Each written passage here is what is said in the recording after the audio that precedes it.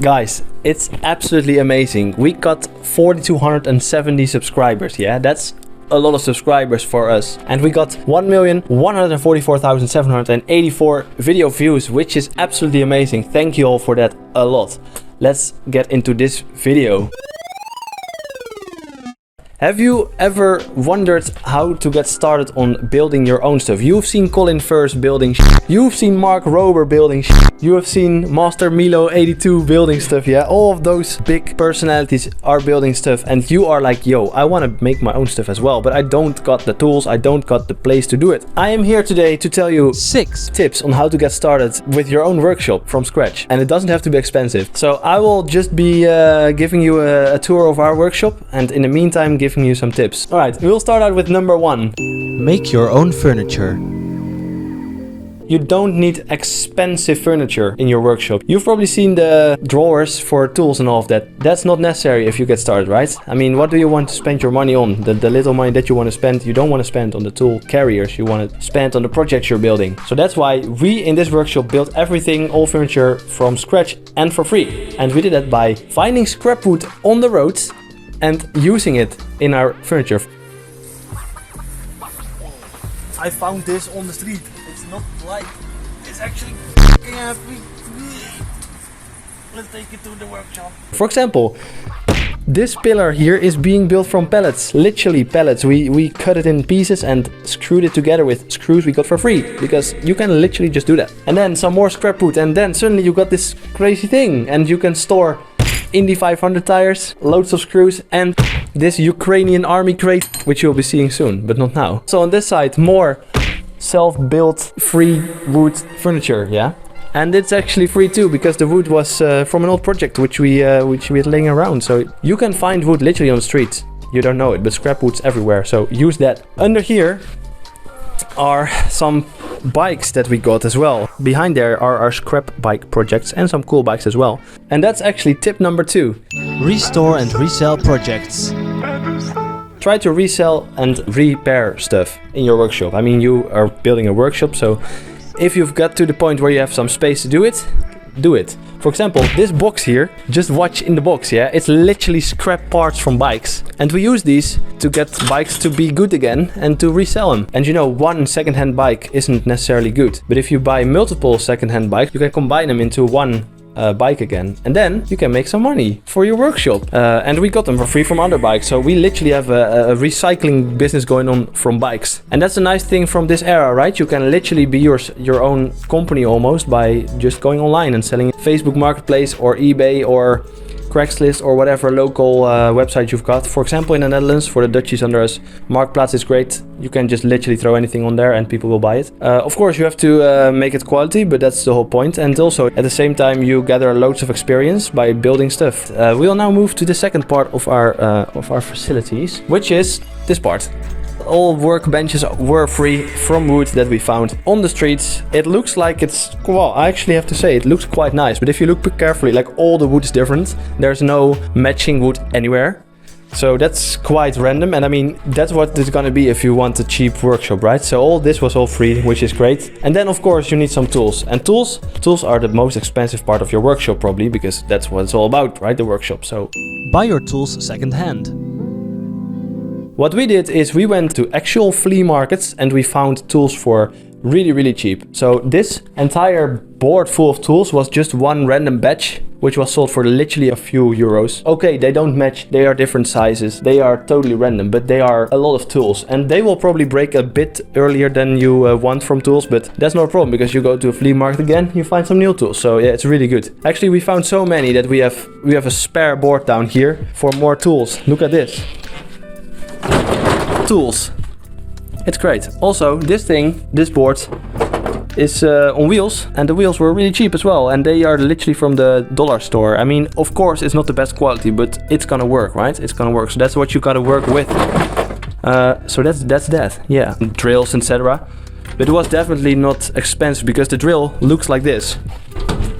This is what a drill looks like. It's full of paint and all of that, but yeah, I mean, it still drills. It's not the fastest, no, but it works. And that's what it's all about, right? Getting there. And once you got money, then you buy expensive stuff. But for now, this is gonna be totally fine. Inside here, we've got all sorts of power tools. Yeah, we did buy a few. This one was very cheap. It was like 30 euros, so that's quite good. And also there were some second-hand things, so that's quite good. You don't need the best quality tools to start out with, right? I mean, always people be like, yeah, you need a better welding machine. Yeah, you need this, you need that. And that's true, of course, you need that if you are gonna be a professional welder or anything like that. But we aren't, right? And so far, none of our projects have fallen apart. Yes, they don't look the best, but it works. And if it's stupid and it works, it's not stupid. Point 4.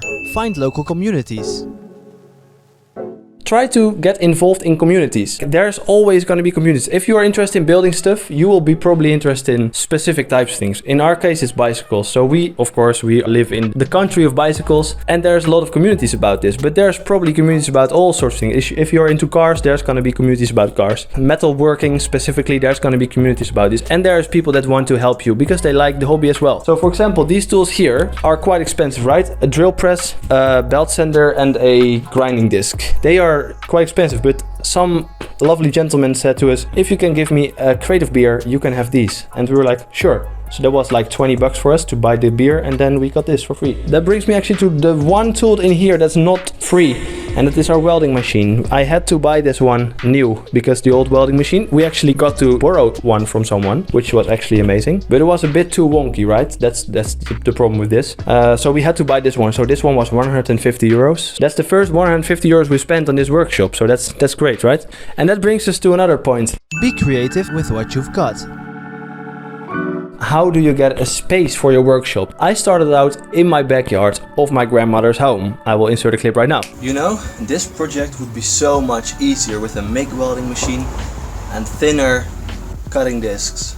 And that was awful. I'm not gonna lie, that was not nice. So I was constantly looking for spaces that could potentially become a workshop for us. And we found this opportunity, which is absolutely amazing. And we're really grateful for the Ontdekplek that they provided us with this. In our case, we said to a company, hey, look, we're working on a project, and that's this one. It's an electric car for one person, and it has to be very efficient. We are building this car to hopefully participate in the Shell Eco Marathon, a challenge where students from all over the world showcase their skills with building the most efficient futuristic vehicles.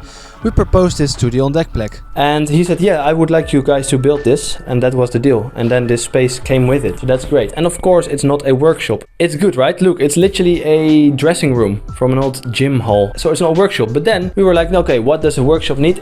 We need some sort of ventilation. So we literally went to the scrapyard again. We found a bit of steel or aluminium, and we put a fan in here, literally a normal desk fan. Can you see that? And that was just fine. It's doing its job, and now we have a workshop and we don't die. So it's all about ingenuity and creativity, and you have to work with what you've got. You don't need things that you don't need, basically. That's really important. But then you have got this entire workshop, basically. Of course, you spend many hours on finding the tools and finding the wood and building the things. And yes, that's the price you have to pay. So actually what we're doing is we transform money into time. And time we have, money we don't. So that's how we do it, basically. That's the main takeaway message.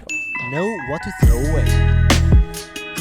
In the same spirit as getting the wood for free that you find on the streets, and upcycling old bicycles, in our case, to make money to finance this. We never throw away too much, although we don't have much space. It's 27 square meters. But we used to just literally cut up all old frames and still use the material. So in loads of videos that we do, well, we don't have loads of videos, but in most of the videos we do, we use old steel. Sometimes you need new steel, and well, we pay that with the profit we make from reselling those bikes. So a final tip would be to not become a hoarder, because that's not good either. You have to find a very careful balance. In previous videos you might have seen that this workshop was emptier than it is now, and we have to be very careful that it doesn't become too full, especially with the new workbenches we built, right?